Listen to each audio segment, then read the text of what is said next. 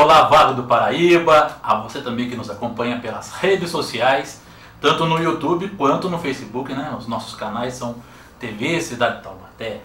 A você que nos manda também as informações e as sugestões de pauta pelo nosso e-mail, tvcidadeTaubaté@gmail.com.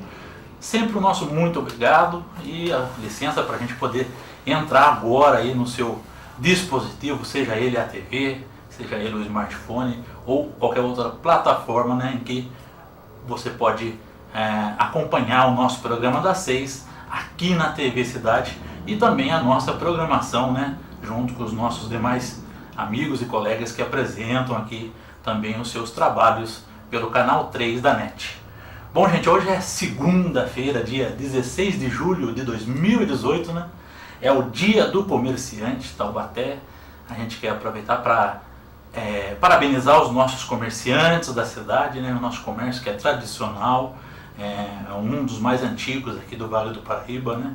Temos praticamente de tudo que você possa imaginar em nosso comércio.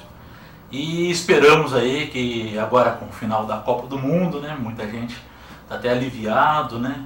Por conta dos pontos facultativos que ocorreram, tiveram que fechar o comércio aí por falta também de clientes para poder comprar na hora dos jogos, né? Especialmente os jogos do Brasil. Então esperamos que o comércio nosso consiga prosperar até o fim do ano, né? Então parabéns a todos os comerciantes, especialmente aqueles que trabalham ainda de forma familiar, né? E com atendimento personalizado aos nossos consumidores, aos clientes taubatianos, né? Existe muito comércio que chega aqui na cidade, acaba levando tudo que é nosso, né? Às vezes nem respeita o pequeno comerciante que aqui está. Então, faço essa ressalva também. Bom, gente, como eu disse, a Copa do Mundo acabou ontem, neste domingo, né? Muita gente acompanhou, torceu para um lado, torceu para o outro. Eu tive minha preferência também, né? Como bom corintiano, torci para a Croácia, né? Até porque tem uma ligaçãozinha aí na história, lá de 2014, quando aqui tiveram os croatas e participaram dos jogos lá na Arena Corinthians, e depois fundaram lá a Fiel Croácia, né? Então, a Croácia foi para o final da Copa, não ganhou, mas teve a minha torcida, né? E mais parabéns também para a França. Mas, gente, teve taubatianos que fizeram história lá na Rússia e levaram o nome da nossa cidade, o nome especialmente do nosso querido Burro da Central, para vários lugares, né, para várias cidades da Rússia. Eu estou aqui com eles ao meu lado, né, o Jonas Barbeta, que é jornalista, e estou com o Fábio Antunes, que também é jornalista e é advogado, gente. Acabaram de chegar, eu acho que nem desfizeram da mala. Né? Então, boa noite para vocês. Boa noite. Boa noite, boa noite. Já deu tempo de tirar a bandeira do Esporte Clube Taubaté da mala? Já. Já deu tempo, tinha que pôr pra lavar, né? Então eu já tenho que pôr pra lavar, que foram vários dias utilizando ela todo dia. Uhum. Chegou bem encardida aqui. Jonas Barbeta, como que foi essa ida para a Rússia? Como que foi esse planejamento? Por que você se planejou e de repente apareceu na Rússia? Bom, primeiro porque eu adoro futebol, né? Sou torcedor muito fanático do Taubaté, mas a seleção brasileira também está no meu coração, né? Então teve há mais de um ano atrás, juntou eu, o Fábio, mais outros colegas, a gente montamos um grupo para poder ir para a Rússia, né? Então a gente levantou as possibilidades, e assim, quanto fica, como vai ser o nosso planejamento, a gente acabou entrando num acordo e a gente foi para lá para representar um pouco o Taubaté lá na Rússia. Fabinho, posso chamar assim, claro, Fabinho? O Fabinho assim, que é da imprensa nossa também aqui, todo mundo conhece ele como Fabinho Antunes, né? Sim. Como que foi esse planejamento, Fabinho? O que você fez para poder ir? Esse planejamento, na verdade, é um sonho que a gente conseguiu concretizar, que o Jonas não foi para a Copa 2014, né? Estava fora do Brasil quando a Copa estava aqui, né? E eu já não. Eu fui na Copa aqui, fui a alguns jogos aqui no Brasil, e no final da Copa eu pus na cabeça que eu falei, eu vou para a Rússia, eu vou realizar esse sonho de ver uma Copa do Mundo fora do Brasil, até para comparar depois, ver, isso daqui foi mais legal, isso não, e para ter uma ideia de como foi. E um ano e meio antes eu já estava estruturando como que a gente ia fazer. Foi quando a gente começou a conversar, né? Exatamente. E aí a gente falou, eu também quero ir, o Alan que foi conosco também quero ir, a Gabriela que é minha noiva também falou, eu vou também. E aí quando abriu, a primeira coisa que a gente decidiu, eu falei, vamos comprar a passagem, vamos estruturar o dia que a gente vai e quando a gente volta. E aí a gente vai comprar a passagem, porque é um dos gastos mais caros, só que é o gasto mais caro que você consegue parcelar. Então você consegue comprar e parcelar. Ingresso, hospedagem, o dinheiro para levar, tudo você tem que comprar à vista. Lógico que a gente foi guardando dinheiro ao longo do ano para quando chegasse no momento de pagar já estar com o dinheiro na mão. Mas a passagem foi a primeira coisa que a gente fez. Depois vieram as fases de compra de ingressos, a fase de hospedagem, aí estruturando tudo para chegar lá com uma tranquilidade e curtir o lugar. Bom, quanto que saiu esse pacotão, né? Entre a viagem, o avião, a hospedagem? O pessoal às vezes acha que precisa ter 50 mil no bolso para poder ver uma Copa do Mundo fora. Na verdade, se a pessoa for ficar num hotel 5 estrelas, num luxo total, vai gastar até mais do que isso. Mas a gente já tem uma certa experiência em montar nossa própria viagem e tal. E da minha parte, eu acho que não deve ter dado algo em torno de 13 a 14 mil reais por 26 dias de 25 dias de Copa, já incluso tudo. Desde o momento que eu saí da minha casa até o momento que eu voltei, não passou disso não. O meu, a gente ficou... Eu fiquei um pouco mais de tempo, mas você viajou mais do que eu, né? Sim. Você pegou, às vezes, uns dias de bate e volta em algumas cidades. Então, a minha ficou em torno de 12 mil. Então, isso diluído desde o primeiro semestre de 2017 até a data final da Copa, aí dá mais ou menos 12 mil reais. Bom, o mundo tinha muito expectativa e também muito receio com relação à Rússia, né? A recepção dos russos. Como que foi essa recepção lá? A gente foi já para a Rússia lendo muita coisa na internet, dizendo que os russos eram muito fechados, eram muito frios, era difícil fazer amizade com eles. E quando a gente chegou lá, a gente viu que tudo aquilo que estava escrito na internet não era verdade, porque nós somos muito bem recebidos, eles sempre estavam dispostos a nos ajudar. Então a gente tinha um problema muito sério, assim, frequente de chegar na estação do metrô e não conseguir entender o alfabeto cirílico, porque as estações não estavam todas traduzidas.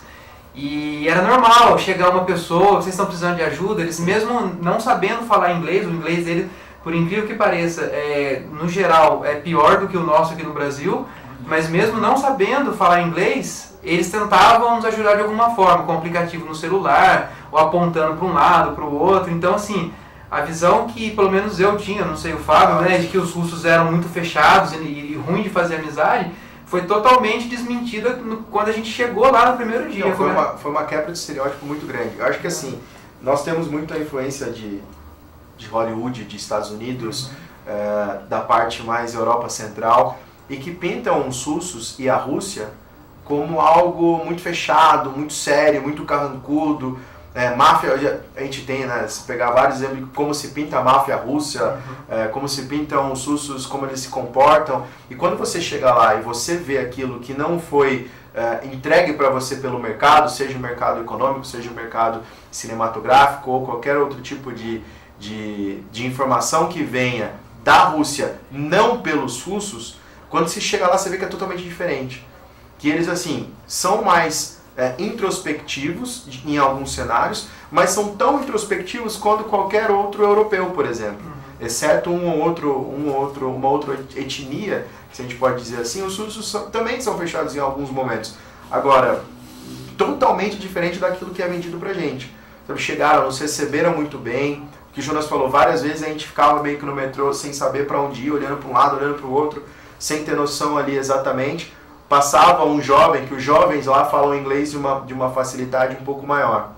Parava, perguntava se você estava precisando de ajuda, tirava... Mesmo que ele não soubesse falar inglês, ele ajudava na mímica, pessoas mais velhas que viam, você é do Brasil, falar que é do Brasil já abria portas de uma maneira muito fácil. E a gente viu também a integração de povos ali que às vezes que são rivais, assim, até em aspectos políticos também, se confraternizando bastante, inclusive com os próprios russos, mas da questão de hospitalidade, a gente passou ali alguns perrengues aí durante a viagem, E muitas vezes a gente foi ajudado por russos que às vezes sequer falavam inglês e ajudavam de uma forma a deixar a viagem de uma maneira muito, muito gostosa. Bom, Jonas, revele pra gente que tipo de perrengue é esse que vocês passaram na viagem pra gente poder registrar aqui pra nossa memória. Perrengue foram pouquíssimos, assim, que a gente passou, né? Assim, até vendo... Eu passei assim, tá falando, o Fábio, ele vai até contar, eu não sei o que é que ele vai dizer, mas da minha parte, um perrengue que hoje eu vejo que foi engraçado e tal, é a gente, lá em Rostov, no primeiro jogo do Brasil contra a Suíça, a gente saiu para comemorar, já era 2 horas da manhã, a gente ainda estava na rua, a gente ficou sem, a gente, que eu digo eu e o Alan, que a gente estava, só nós dois fomos para Rostov, o Fábio não chegou aí.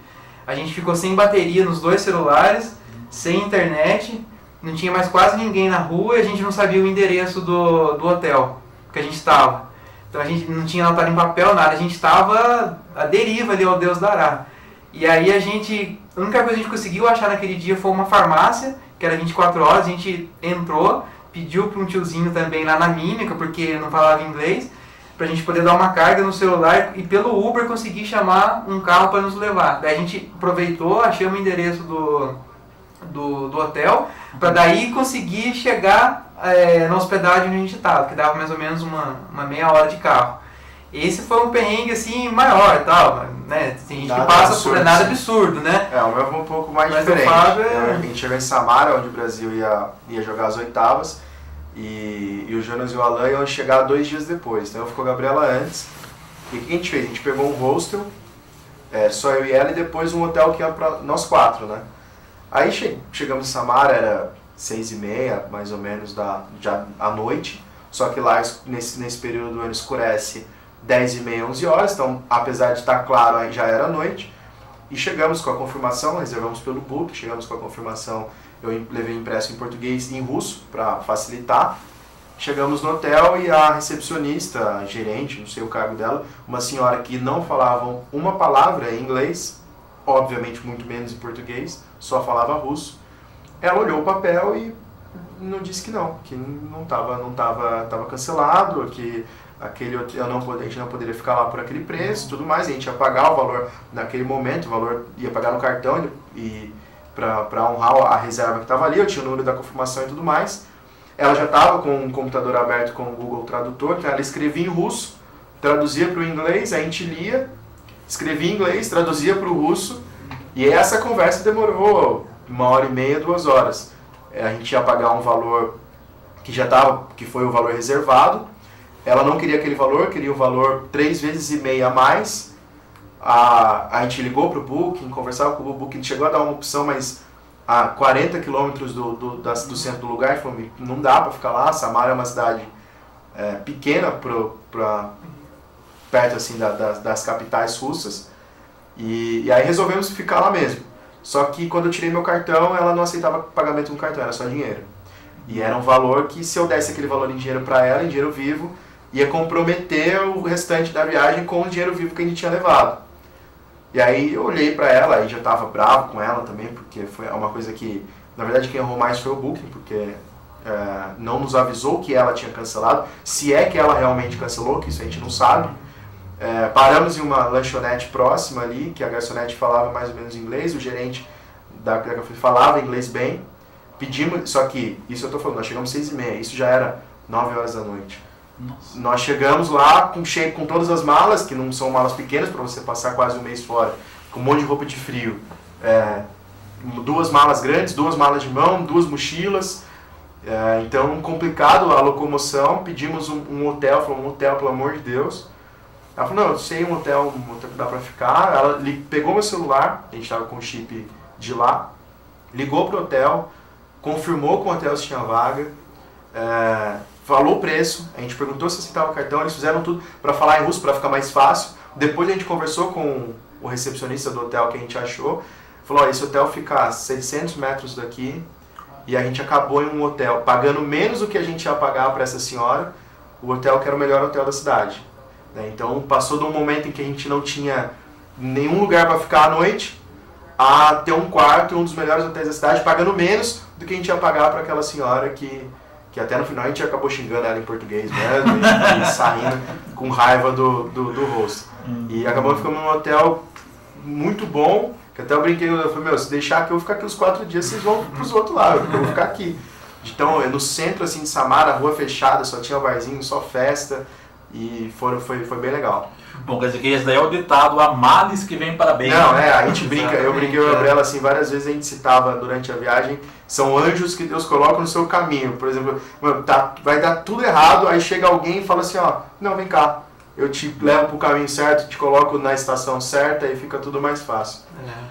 Bom, vocês também fizeram sucesso, né? E eu lembro que logo de cara, não sei se foi no primeiro dia, eu vi o Fabinho postando uma foto que fez sucesso, acho que no meio da torcida peruana, né? Com a bandeira de Taubaté, né? Do Esporte Clube Taubaté. O que foi essa bandeira do Esporte Clube Taubaté? O que representou lá? A gente está acostumado a ver a bandeira do Corinthians, do Palmeiras, né? Mas vocês... Então, eu sempre levo a bandeira do Taubaté para esses lugares turísticos que eu costumo ir, alguns lugares, eventos grandes assim, para mostrar mesmo a bandeira do Taubaté. E aí, assim, a gente saiu de uma visita lá ao Teatro Bolshoi e fomos próximo da Praça Vermelha, onde estava aquele relógio, né, contando com a contagem regressiva para início da Copa, para o primeiro jogo. E o início da Copa, aquela Praça Vermelha, ela estava tomada de estrangeiros e uma grande quantidade, mas assim, muito superior de peruanos. E eles estavam fazendo uma festa, assim, era o momento que eles estavam no relógio fazendo muita festa, muito barulho. E todo mundo queria tirar uma foto no relógio. Então eu estava com a bandeira na mão, eu tirei a minha foto, tirei uma foto com a Gabriela e tudo, e eu olhei aquele mar de jornalistas, um mar de peruanos, e a minha intenção foi tirar uma foto com a bandeira e com aqueles caras, mas assim, sem ter pretensão nenhuma de viralizar algo do tipo. E ela tirou a foto, me mandou, falei, pô, legal. E eu mandei para alguns grupos de WhatsApp, mandei para o grupo que a gente montou para ir para a Copa, mandei para grupo de família, uns 2 grupos de amigos, e passou meia hora, 40 minutos, eu comecei a receber de vários amigos, meu, sua foto está circulando, e várias pessoas postando a foto no Facebook, que eu mesmo não postei, fui postar muito tempo depois. As pessoas, pô, e aí o Facebook, óbvio, né, eles, não sei qual é a mecânica deles, mas eles automaticamente reconhecem que aquele na foto sou eu. Daí ele começa a falar, estão te postando sua foto, e começou a chover um monte de notificação, e eu não sabia o que estava acontecendo. E aí depois, assim, mais com o anoitecer na Rússia e aqui era final de tarde, aí que eu cheguei, a gente chegou no hotel, falei, meu, comecei a pegar o celular, a ver as coisas mesmo, viralizou de uma forma e sem pretensão nenhuma, era só para tirar uma foto legal, com a bandeira do Taubaté, o relógio no fundo, um mar de jornalistas, um mar de peruanos que com certeza foi o país que mais levou torcedores para a Rússia. Peru e o México. Né? Peru e o México. Disparado o México, eu acho. Né? Não, eu acho que o Peru ainda tinha mais, eles lotavam o estádio só eles. Assim, absurda a quantidade de peruano. E acabou que viralizou a foto de uma maneira inesperada para mim. Eu vi que, inclusive, os Estados Unidos foi o país que mais vendeu ingressos, né? Então, mas aí tem uma explicação eu acho por conta disso, né? A minha amostragem científica, ela é nula, né? Que são 6 pessoas. Eram 4 peruanos e 2 mexicanos. Mas, curiosamente, os 4 peruanos e os 2 mexicanos que eu conversei, acho que o Jonas deve ter conversado com mais, eles moram nos Estados Unidos. Então, eu acho que a explicação para que o país Estados Unidos, ou melhor, residentes nos Estados Unidos tenham comprado uma grande quantidade de ingressos é porque muitos peruanos, muitos mexicanos e acho que até brasileiros que residem nos Estados Unidos compraram o ingresso lá e para a FIFA isso fica registrado como ingressos oriundos dos Estados Unidos. E até porque a bandeira dos Estados Unidos mesmo, em todos esses 25 dias que eu estive lá, eu devo ter visto umas 2 pessoas só com uma bandeira e com uma camisa da seleção americana. Porque de resto, pelo menos eu não vi nenhum americano assim fazendo, grupos de americano não tinha. Era agora peruano, principalmente no começo da Copa, em Moscou assim, uma quantidade, até é só ver o último amistoso deles na Dinamarca, eles lotaram o estádio na Dinamarca só de peruanos. A estreia deles contra a França, eles tinham 80% do estádio tomado de peruano. Então, assim, é uma quantidade absurda e as brincadeiras, óbvio, de, não sobrou mais um peruano no Peru, todos lá, assim, os bares, era comum você ver, assim, os bares cheios de peruano. Também fazia mais de 40 anos, né, que o país isso é o gostoso de você chegar, pelo menos na minha opinião, de você chegar no começo da Copa. Porque eu tenho ainda o sonho de ver uma final de Copa no estádio, mas só que ver uma final de Copa no estádio significa você pagar um ingresso muito caro e é muito complicado você ficar, né, 30 e pouco, 35, 36 dias fora. Então, eu vi muita gente chegando para quartas, semi e final, pegar a reta final da Copa. Eu acho, legal, você vai pegar os jogos mais importantes. Só que chegar no começo e ver a festa dos peruanos por estarem na Copa, festa de panamenho só por ter classificado, egípcios, vestidos de faraó na islandeses, né? Primeira vez islandeses, então. sauditas, muitos sauditas fazendo festa só pela Arábia Saudita. Sabiam que eles não iam ganhar nada ali, entendeu? Então só por estar ali, a festa que eles fazem, assim, eu acho muito mais gostoso você ir no começo da Copa, curtir a primeira fase e depois pegar, de repente ficar até as quartas ou até as oitavas. E aí, se der, se dinheiro permitir, fica até o final. Então, eu fiquei até as oitavas, né? Eu vim embora um pouco antes do Fábio. Mas nesse jogo das oitavas, aquela vibe mesmo, aquela energia legal, bacana, das cidades tomadas de gente do mundo inteiro, nas oitavas já não estava tanto quanto aquela primeira semana, porque muita gente ia embora já. O legal de jogos das oitavas, essa foto aí é com o saudita. E aí o cara, eu tirei a foto com ele me perguntou, que time é esse? Meu time no Brasil. E aí o que acontecia? Eu pedia pra tirar foto com os caras, falava que era o meu time no Brasil, aí eles queriam tirar foto. Então trocava. Então assim, eu dava o meu celular pra uma foto, aí alguém lá vinha, batia a foto. Aí ele falava assim, não, ele tirava o celular dele e falou, tira uma foto minha com você. Aí tirava dele. E eu vi, esse saudita, por exemplo, ele compartilhou no Snapchat dele, que ninguém usa mais no Brasil o Snapchat, mas ele ainda... Mas obviamente eu não entendi nada do que ele escreveu, porque estava tudo no alfabeto árabe, então não sei o que ele escreveu, mas ele postou lá uma foto minha com ele, depois que eu falei que era do Brasil, porque aquele time era brasileiro.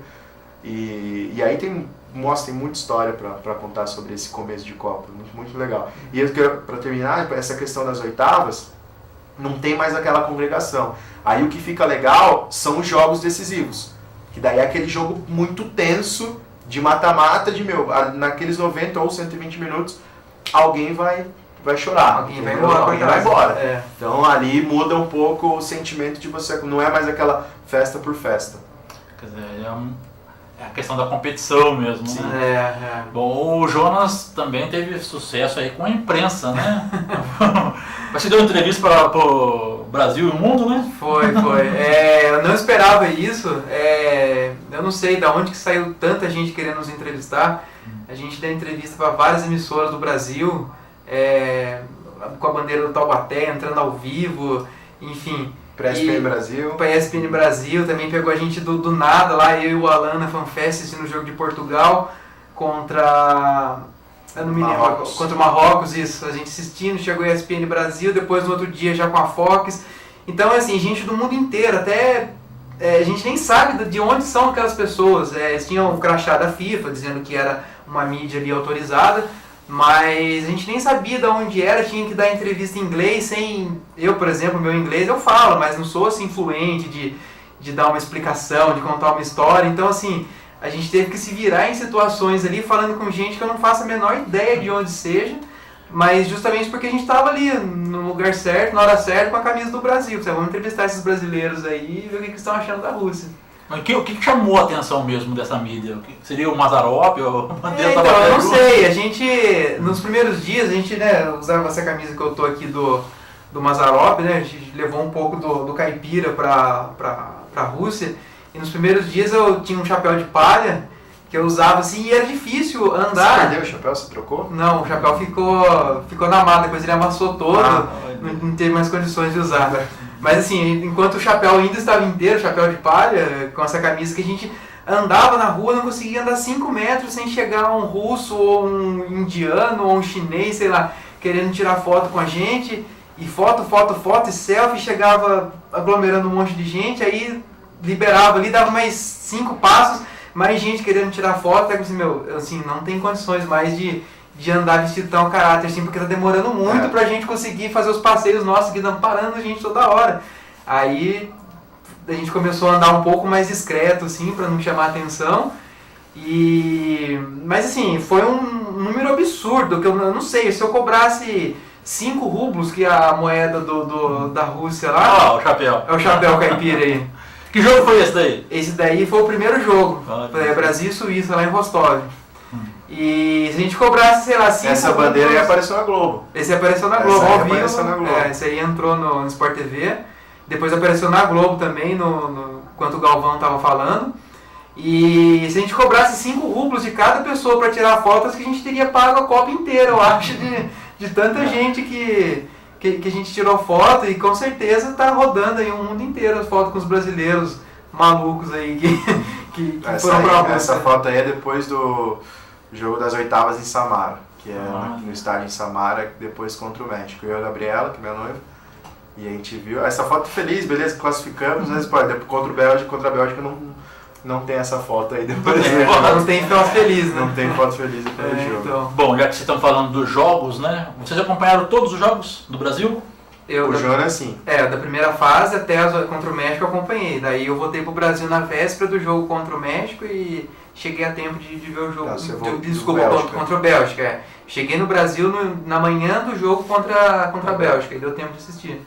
Mas eu fiquei lá até as oitavas no jogo contra o México. Isso é uma coisa que... Esse daí foi a minha visão de Brasil e Costa Rica, essa foto aí. De onde eu vi Brasil e Costa Rica foi daí. Essa é uma coisa também que, tipo, quero ver uma Copa. Saber o que você quer. O Jonas e o Alan desde o começo foram bem taxativos, assim, a gente quer ver os jogos do Brasil. Independente de onde fosse. Independente de onde fosse. Eu falei, eu acho legal. Eu já quero ver o Brasil, mas eu gosto de ver outras seleções também, porque daí você vai no jogo tranquilo, entendeu? Porque no jogo do Brasil, a gente que tá lá fica tenso. Antes do jogo você fica... É uma tensão grande, meu jogo de Copa, aquilo... E a tensão contamina as duas seleções, os torcedores das duas seleções que estão ali. Então, por exemplo, eu vi Alemanha e México, e aí você entra no estádio, dane-se o que vai acontecer lá, entendeu? Eu vi Portugal e Marrocos, vi o gol do Cristiano Ronaldo bem na minha frente, assim, e vi Polônia e Senegal, foram os 3 jogos, e aí eu vi Brasil e Costa Rica, Brasil e México e Brasil e Bélgica. Então eu vi 3 jogos do Brasil e 3 jogos que não são do Brasil. Os 3 que não são do Brasil, não é que assim eu gostei mais, óbvio que não, é muito mais legal você ver o jogo do Brasil, mas você curte o entorno e o antes do jogo muito mais. Entendeu? Você toma... Fica relaxado, uma cerveja... Você não tá nem aí que vai acontecer. Tipo, Portugal e Marrocos. Portugal, se perder para Marrocos, vai se complicar. Dane-se, entendeu? Alemanha e México. Eu torci pro México. O México ganhou. Mas se a Alemanha tivesse ganho, tivesse 3-0 e jogasse um futebol maravilhoso, eu ia curtir de estar lá e ver o futebol maravilhoso jogado pela Alemanha se acontecesse. Então é um jeito de você curtir também outros jogos, conhecer outros estádios, aproveitar uma forma... E aí é uma questão de escolha. O Jonas falou, a gente vai pegar um avião de manhã, vamos para Rostov, vamos dormir lá, no dia seguinte volta para ver Brasil e Suíça. É como se fosse, por exemplo, eu vou daqui até, sei lá, Brasília, Salvador, vai. Aqui, assisto o jogo lá, durmo e volto embora no dia seguinte. É praticamente um bate e volta. Para voltar para a base que era Moscou. A gente tinha como base em Moscou, depois ficamos alguns dias em Petersburgo também. Mas a base principal nossa para se deslocar depois para a Rússia, dentro da Rússia, era Moscou. O transporte lá, eu vi que em 2014, quem veio para o Brasil reclamou muito, né? Com a questão do transporte, tanto aéreo quanto ferroviário, transporte pelas nossas rodovias. Como que é esse transporte lá na Rússia? Eu pro jogo que eu fui em Rostov, em Samara, eu fui de avião, então não muda muito do que aqui no Brasil. É o mesmo procedimento, ao mesmo tempo, não tem muita burocracia. Para ir para São Petersburgo, nós pegamos um trem grátis oferecido pela FIFA, né? Quem tinha o ingresso poderia ir para outra cidade de trem. Então, de Moscou até São Petersburgo foram 8 horas de trem, mas é um trem noturno com uma cama. Eram vários apartamentinhos, vamos dizer, dentro dos vagões, 2 andares. E cada apartamentinho tinha 2 camas, né? Um beliche em cima e embaixo. E a gente passou a noite ali tranquilo, como se estivesse num hotel mesmo, né? Não era nada desgastante, era bem confortável por sinal. E acordamos no outro dia já chegando em São Petersburgo. Então, o Uber, por exemplo, funciona muito bem lá na Rússia. É bem mais barato. Não é bem mais barato, mas é um pouco mais barato do que aqui no Brasil. Também é muito prático. Em Moscou, né, em São Petersburgo, o sistema de metrô funciona perfeitamente. Moscou e São Petersburgo, a linha perfeito. De metrô, tudo assim, a tudo. Aqui no Brasil não liga nada a lugar nenhum. Não, e é engraçado, tudo. E é muito inteligente, a gente, quem sabe a gente vai ver isso no Brasil ainda. O que eles fazem? Eles têm várias linhas, não retas, mas linhas que cortam a cidade, e tem duas linhas que elas realmente não ligam nada a nada, porque elas são circulares. São dois anéis ao redor da cidade. Um anel em volta do centro, então você quer ir de uma ponta a outra ao centro, você pega aquela, faz uma volta e tem uma um pouco mais periférica, que também é só circular. Então ela vai circulando entre as linhas para facilitar a baldeação. Então isso em Moscou, o metrô de lá além de ser maravilhoso, de ser assim, aulas de história dentro das estações de metrô, a inteligência da linha férrea lá é muito grande. E a Rússia, ela é um país continental como o Brasil, só que eles lá investiram muito, e investem muito na ferrovia. Então facilita. Eu peguei 2 aviões e 2 trens também. Eu fui mesmo trem, não no mesmo trem, mas a mesma logística que o Jonas e o Alan fizeram de Moscou, São Petersburgo, eu fiz também com a Gabriela. E lá são 3 classes de trem. Você tem a terceira classe, que não são esses apartamentinhos. É só cama, só colchão, só beliche. E aí não tem nada, separando nada. A segunda são 4, você tem esses apartamentinhos com 2 beliches à esquerda, 2 à direita. E a primeira os apartamentos são iguais, só que são para 2 pessoas, não para 4 pessoas. E é muito tranquilo. E aí eu peguei voo para ir para São Petersburgo-Samara e trem de Samara para Kazan. E esses foram 16 horas, mas também não tem muito o que reclamar. Não é luxuoso, mas é muito melhor do que você ficar... É melhor você ficar 16 horas num trem do que 16 horas no avião, porque no trem você deita, anda tranquilo, tem o vagão restaurante, o vagão bar, então você passa tempo, bem tranquilo. O único senão do trem de Samara para Kazan foi que Samara estava um calor infernal, 36 graus, um tempo seco, e Kazan também estava muito quente, e alguns vagões nesse trem não tinham ar-condicionado. A gente deu sorte do nosso ter. Aí o que aconteceu? Como tinha muito brasileiro saindo das oitavas em Samara, indo para as quartas em Kazan, então tinha muito brasileiro no trem. E aí concentrou tudo nos vagões que tinham ar-condicionado. Então a gente até não tinha... a gente estava no apartamento, no vagão, no apartamentinho do vagão, né? Com 4 camas, mas só tava eu e a Gabriela. A gente até fez amizade com outro casal de Brasília. Falou, se os caras deixar, pode ficar aqui. Porque eles estavam num vagão sem ar-condicionado, num calor de 36 graus. Né? Não dava. Calor absurdo. Então eu falei, troca aqui, pode ficar aí. A gente falou que era amigo, que se conhecia há muito tempo, mas era mentira. Então fica aqui, porque senão os caras iam dormir num calor gigante. Aí acabou que todo mundo se ajeitou lá e deu certo. Mas no geral ela se preparou muito bem. Não, essa questão de logística se preparou, assim, e infelizmente é o tipo da coisa que você olha e vê a Rússia que economicamente ela não é nada poderosa se comparada inclusive ao Brasil. Nosso dinheiro é valorizado perante ao deles. Só que eles têm uns investimentos e umas logísticas que aqui a gente não tem, né? Você corta a Rússia de trem lá, de forma confortável e de certa forma até barata. E aqui você poderia ter ligação de trens que fazem a mesma ideia de logística de lá, porque nós somos também um país de tamanho continental, e aqui isso não tem. São as coisas pequenas que a gente olha, a gente fala, por que lá no Brasil isso não acontece, né? Claro que eles também têm muitos defeitos, a gente tem os nossos defeitos, eles os deles, mas a gente olha as virtudes dele e fala, a gente poderia usar isso. Que é bom, né? Isso aqui, seria muito legal. Pô, só de ligar, por exemplo, Belo Horizonte, Rio de Janeiro e São Paulo de trem, já acho que facilitaria bastante a logística brasileira. Muito. Vocês citaram a respeito da tensão nos jogos do Brasil, né? Como que vocês se preparavam para essa tensão? Tomavam muita vodka? A vodka lá, eu não sei, pelo menos da minha parte acabou meio que sendo um mito. A gente foi num bar lá, a gente acabou experimentando, mas dizer que são 24 horas na vodka, como às vezes as pessoas dizem, não, isso aí é meio que folclórico, né? Mas... O pessoal assim, tinha muita vodka caseira. No hotel lá em Samara, o velhinho lá tomava as vodka... Lá em Rostov eu vi gente tomando vodka em latinha, como se fosse cerveja e tal, mas isso aí é coisa rara de se ver. Mas aí você perguntou a questão como a gente se programava, né? A gente se planejava para os jogos. A gente procurava sair o mais cedo, né, do apartamento ou do hotel onde a gente estava, porque a gente sabia que os metrôs iam estar lotados e para chegar até lá dentro do estádio também teria que ter uma certa paciência por conta de fila, de questão de segurança, tudo. Mas assim, a gente ia tranquilo, a gente aproveitava a festa ali ao entorno do estádio, né? Quando faltava 1 hora para o jogo começar, a gente já entrava para não entrar atropelando depois dentro do estádio. E aí depois a gente pelo menos da minha parte, eu ficava um pouco tranquilo e tal, mas não adianta, quando o jogo começa, aquela tensão, aquele desespero, que só termina na hora que o jogo acaba mesmo, que o Brasil conquista a vitória, né? Porque do contrário é 90 minutos de tensão. Eu fico tenso, assim, eu fico tenso, mas eu fico tenso na minha. Eu fico pulando, então eu nem gosto muito, eu fico tenso sossegado. Eu tinha meio que um ritual, assim, normalmente os portões abriam, acho que 4 horas, 3 horas antes do jogo. A minha ideia era sempre chegar mais ou menos com 2 horas, 1h40, 1h30 antes, porque ao redor do estádio tem muito estranho, muita coisa acontece perto, ao redor do estádio. Muita festa para você participar. Entendeu? Então você vai passando, você vai curtindo curtindo, mesmo com aquela tensão, você vai curtindo e chegando próximo do estádio. Aí você chega próximo do estádio, você passa primeiro por um detector de metal, o cara vê o seu crachá, né, o Fan ID, que era obrigatório para todo mundo que tinha ingresso, confere o seu ingresso, você passa. Aí tem stands de todos os patrocinadores, aí você já toma uma cerveja. A fila de cerveja era meia hora para cozinhar. Aí você pega uma cerveja, que os russos, eles são ponto...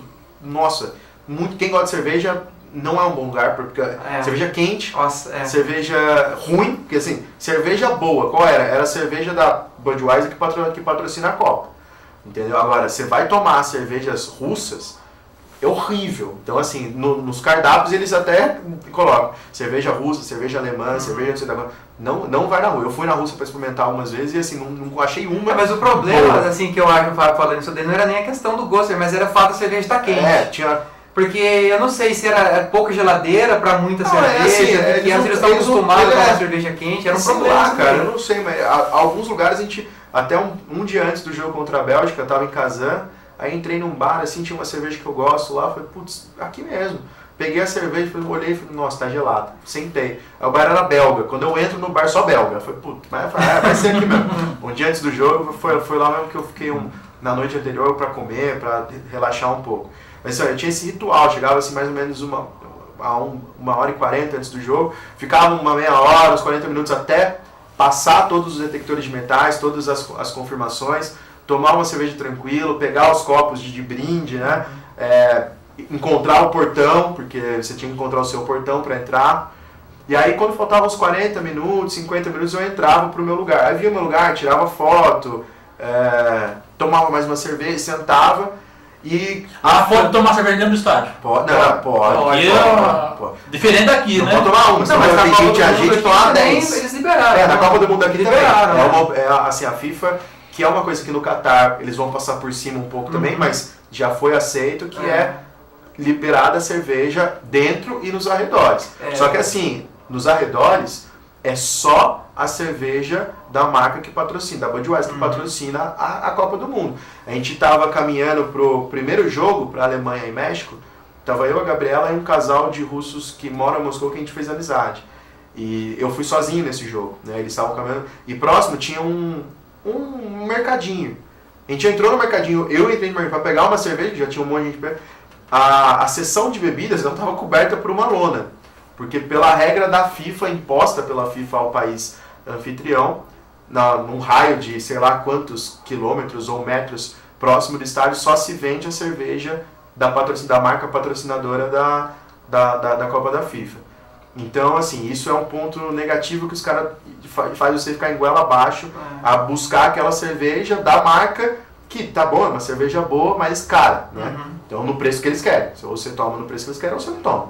Não tem muita mesmo assim, tinha que tomar cuidado e na rua não podia tomar, né? Assim, era certa distância longe do estádio, mais na região central, qualquer outro lugar da cidade que não seja aquela do estádio, era proibido beber. A lei é que você não pode beber na rua. Mas aí eles davam um jeito, eles colocavam a cerveja na garrafinha, dentro de um saco de pão para camuflar. Só que na Copa isso, obviamente... A polícia foi bem flexível. Ela olhava, via e falava, tá, entendeu? Tem as suas próximas da Praça Vermelha, que foi, acho que um vídeo que ficou famoso, foi o vídeo do Galvão Bueno mostrando essa rua, que ele fica pulando, tudo, né, que viralizou. Aquela rua era tomada por torcedores. E ali muita gente tomando cerveja, tudo, e o policial não fazia nada. Em Samara, que tava esse calor absurdo, tinha uma orla com o rio, Samara é banhada pelo rio Volga. E aí tinha uma orla assim, e tava um calor, eu falei, vou tomar uma cerveja aqui, até pra refrescar. E aí parei num lugar, não vende cerveja, assim, não tem ambulante e não vende cerveja na barraquinha da hora. Mas aí o cara perguntou pra onde você é, Brasil. Aí o cara já abriu um sorriso e falou, pô, não tem cerveja? Falou, você tá com o seu Fan ID, que é a sua credencial de torcedor? Eu falei, tô, tá aqui, aqui eu mostrei. Ele falou, você tem uma bandeira? Eu falei, tinha uma bandeira, toma até, eu tenho. Então pode pegar e tomar, entendeu? Na Copa pode, sabe? Então algumas coisas eles eram bem relaxaram. Eles relaxaram. Falaram, isso aqui a gente não vai pegar no pé de ninguém. Bom, alimentação, como que vocês fizeram? Comeram muito comida rústica, comeram diferente? Então, enquanto a gente estava em apartamento, que a gente alugou pelo Airbnb, a gente tinha a possibilidade de fazer a própria comida, né? Então a gente tinha cozinha, tinha forno, tinha Nós cozinhava arroz com salsicha? Não, arroz com salsicha. Então... 25 dias isso? Não. A gente tinha um supermercado perto de onde a gente estava lá, a gente ficou no apartamento, então... não todos os dias, né? Mas sempre que havia possibilidade, eu fazia um arroz, comprava um feijão em lata, aí fazia um nugget. O arroz até que é igual, assim, é o feijão. Mas o feijão era bem diferente. O feijão aí era ruim. Porque é de lata, né? Mas assim, a gente tinha que dar uma quebrada, porque assim, eles comem muita carne, comem muita batata, muita coisa assim picante. Então você ir no restaurante, você não podia esperar que viesse arroz, feijão, bife e uma salada. Não tem. Não tinha um prato feito. Não tinha um prato feito. Então, o que eles serviam? Era uma carne, um bife grande, com um punhadinho de batata, né? Então, você tinha que comer aquilo. Só que, não tem como você comer isso aí durante 25 dias. E outra coisa, assim, aí a gente... Muitas vezes a gente ficava passeando e fazendo turismo, ou nos próprios jogos. E aí você não comia... Aí, ao momento que você queria sentar para comer... Às vezes o prato não enchia a barriga, né? Então tinha que... Porque eles comem pouco, né? O prato deles são pequenos, por isso que eles são magros lá. É difícil você ver pessoas obesas lá, porque com certeza é a quantidade de comida que eles comem. Porque é muito pouca a quantidade que eles comem lá, não é que nem no Brasil. Eu, por exemplo, minha mãe fala que eu faço um prato de pedreiro no meu almoço, né? E lá sem trabalhar como pedreiro. Sem trabalhar como pedreiro. Mas assim, lá eles comem, então você vai sei lá, comer um McDonald's ou um lanche, alguma coisa, é pequeno, as comidas que já vêm prontas no prato também são pequenas porções, você tem que pedir 2, 3 para poder dar uma aqui do Brasil. Então a gente teve que se adaptar a esse estilo de alimentação deles, mas sempre assim, como eu falei, sempre tentando intercalar um arroz com feijão que a gente fazia ali no apartamento para não ficar só 25 dias comendo. Eu e a Gabriela, acho que a gente comeu algumas coisas diferentes. Ela comeu uma coisa mais, porque enquanto eu estava na Alemanha Médica, ela saiu com esse casal de amigos que a gente fez amizade lá. E aí nesse dia eles levaram num restaurante típico, e por estar no verão, tem lá umas saladas de beterraba, essa eu não cheguei a experimentar. O estrogonofe é de lá, então a gente experimentou o estrogonofe. Eu experimentei também. Mas não vinha com batata palha então, e arroz. Lá o estrogonofe genuíno, não é o brasileiro, eles colocam catupiry no meio, né? Mas assim, é gostoso, assim, mas não tinha pouca carne, a carne era bem mais cara do que... Não era cara em relação ao Brasil. Em relação ao Brasil, se você converter, não era tão complicado assim. Agora, era muito frango, muito peixe, porco, mas assim, carne vermelha, carne de vaca, assim, né? Era mais complicado achar, e quando você achava o preço, ele era bem maior do que os outros pratos. Pizza, tinha muita pizza diferente, né? Mas a pizza absurdamente cara, tipo R$100 uma pizza. Tinha lugar que enfiava a faca. Tinha lugares tranquilos também. E aí, pra ser ligeiro, às vezes você precisava, vamos comer rapidão. Aí era fast food mesmo, aceito de fast food, já McDonald's, Burger King, KFC, e embora, não tem problema. Bom, não posso deixar de comentar com vocês, né, que são jornalistas, atuam também na área esportiva, sobre o desempenho da nossa seleção brasileira, né? Qual a avaliação de vocês com relação aos jogos do Brasil? O Brasil ter ficado aí nas quartas de finais pela Bélgica, poderia chegar mais longe? Na minha opinião, o Brasil ele teve um primeiro jogo ruim, não foi bom no primeiro jogo, conseguiu um empate, mas depois a gente conseguiu notar que o time deu uma evolução, né? Eu acho que o melhor jogo foi contra o México, onde o time, na minha opinião, estava mais entrosado. Depois, com a Bélgica, foi uma série de acontecimentos que teve ali com gol contra, o time não está inspirado naquele dia, e a Bélgica, ao contrário, está muito bem inspirada. E o Brasil pode até ter jogado melhor, mas o que conta é o resultado, né?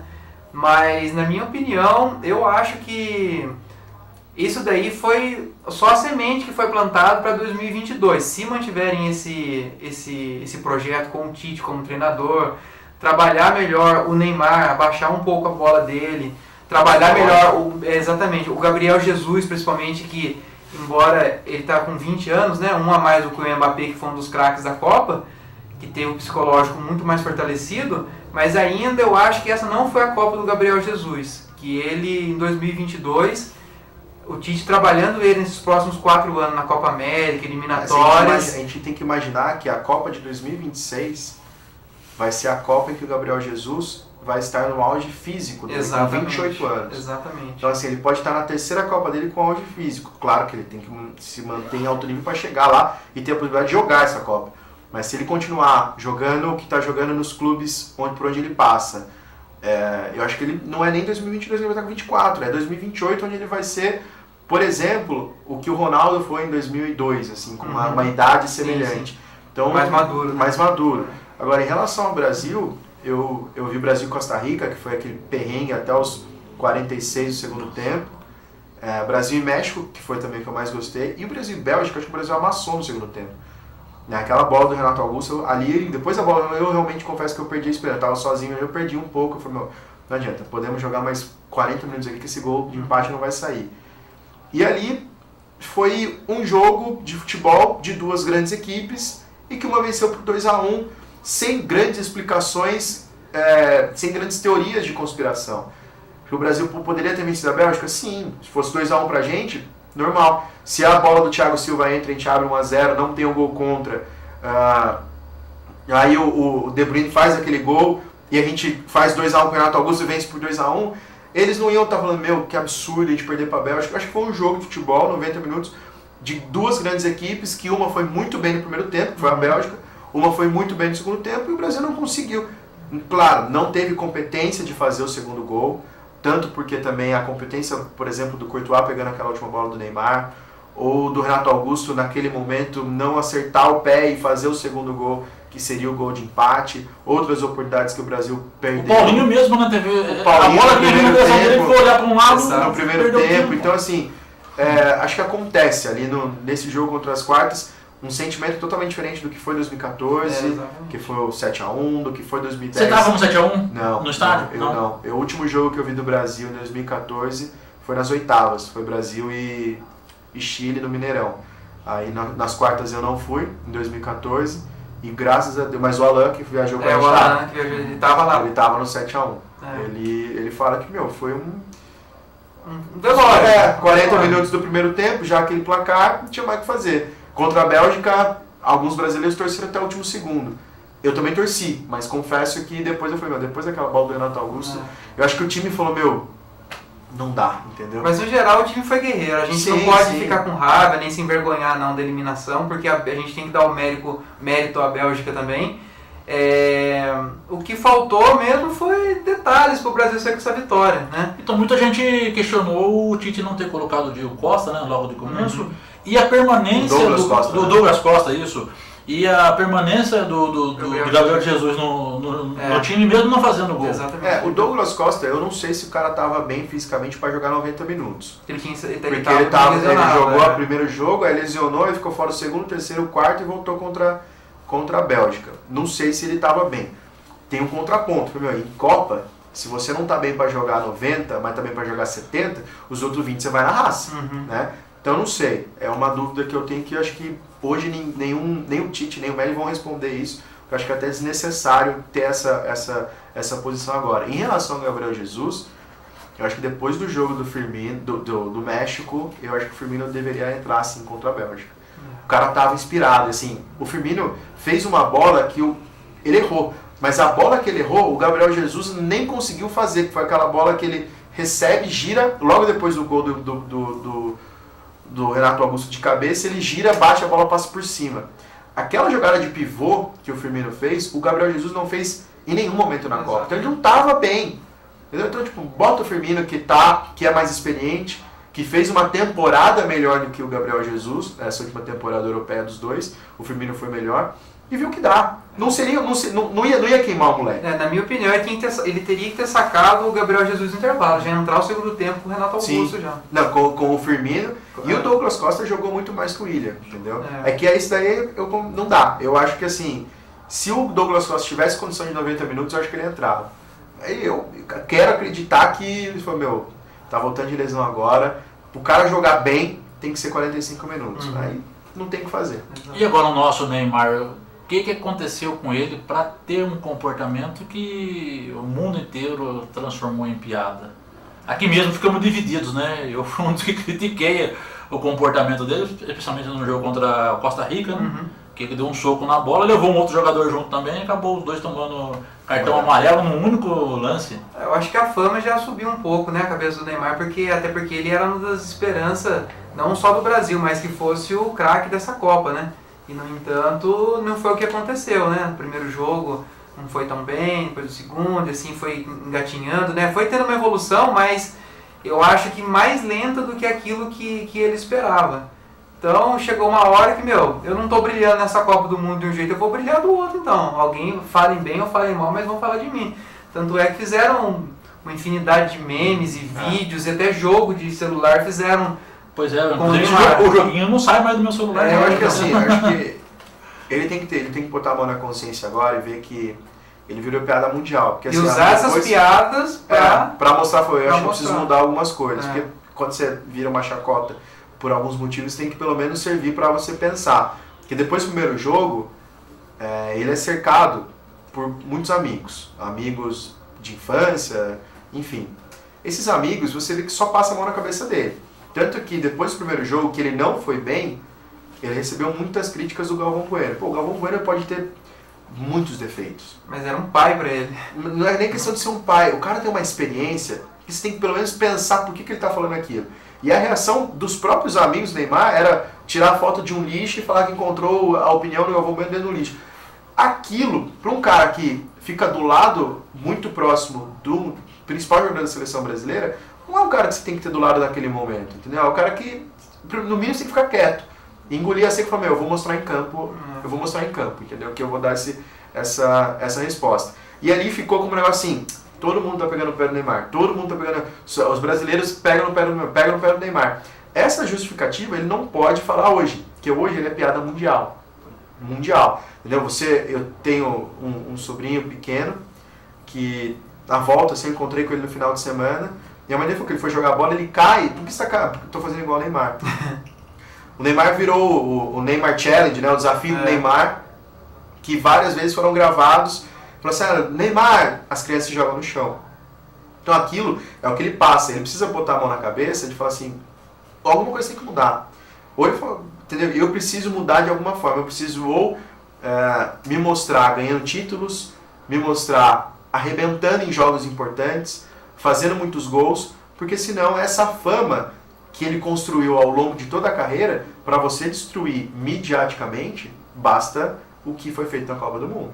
Que hoje a imagem dele, depois da Copa já fizeram levantamentos que a imagem dele foi muito mais destruída do que construída. E isso é ruim para ele, inclusive para os negócios dele, né? Fora de campo. Bom, a gente tá faltando menos de 10 minutos, eu gostaria que 5 minutos, olha lá, já vim voltar essa foto pra gente comentar, especialmente o Fabinho, né? Um personagem que marcou, a última foto agora, não dá pra voltar?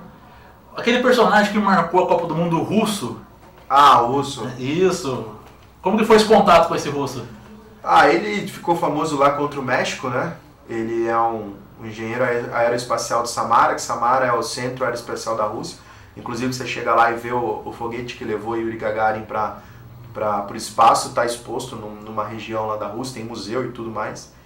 Então é um cara assim, você imagina, um engenheiro aeroespacial de uma cidade considerada pequena ou média, na Rússia, que vai para o jogo, viraliza de uma forma absurda. Ele viralizou de uma forma que ele não esperava. E aí pro jogo contra a Bélgica, ele já patrocinado pela... esse daí, eu não esqueci o nome dele agora. Acho que é Yuri. Igor, né? Yuri, alguma coisa assim. Ele, pra Bélgica, ele já estava patrocinado por uma cervejaria brasileira. Ele já foi no esquenta, só que ele chegou no esquenta junto com o Canarinho Pistola. E no esquenta do jogo tinha 1.000, 1.500 brasileiros. Cara, ele foi... Todo mundo voou em cima dele. E aí eu nem cheguei perto dele, nada, até porque eu tava vendo França e Uruguai, né, o jogo que aconteceu antes. Só que na chegada ao estádio tem aquela primeira barreira, tem aqueles alambrados ali para você ir passando, para facilitar a fila. Eu olho para trás e tá o doidão, né, que tem cara de maluco, tem cara de doido.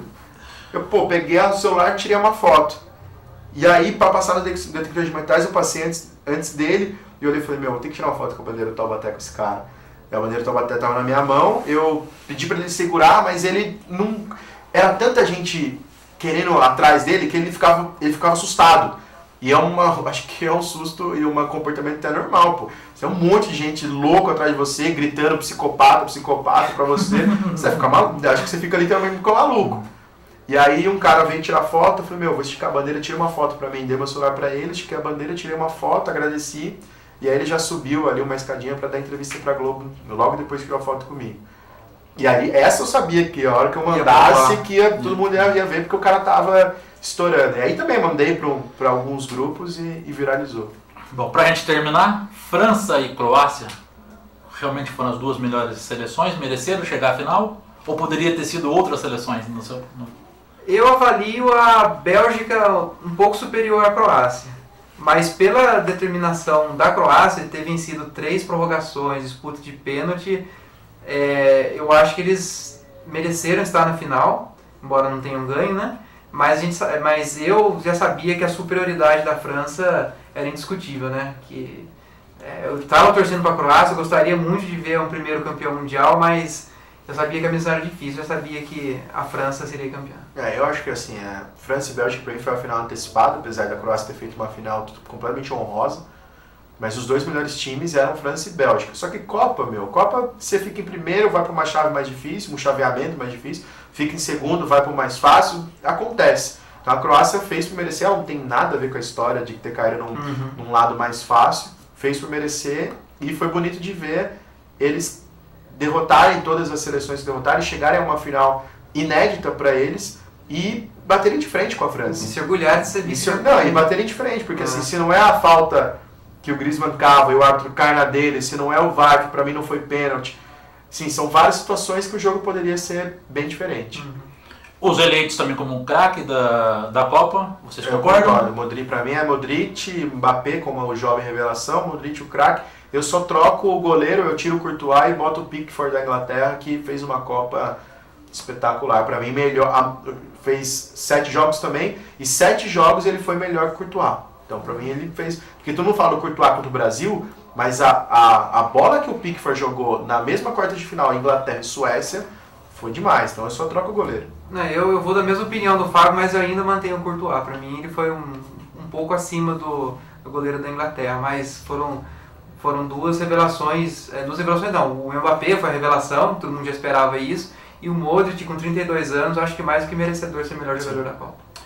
Bom, Jonas Barbeta, Fábio Antunes, quero agradecer a vocês por abrilhantar o nosso programa, né? Chegarem aí, recente agora da Copa do Mundo, lá da Rússia, e poder vir falar um pouquinho dessas experiências pra gente, contar um pouco, né, sobre esse aspecto cultural, esportivo, né?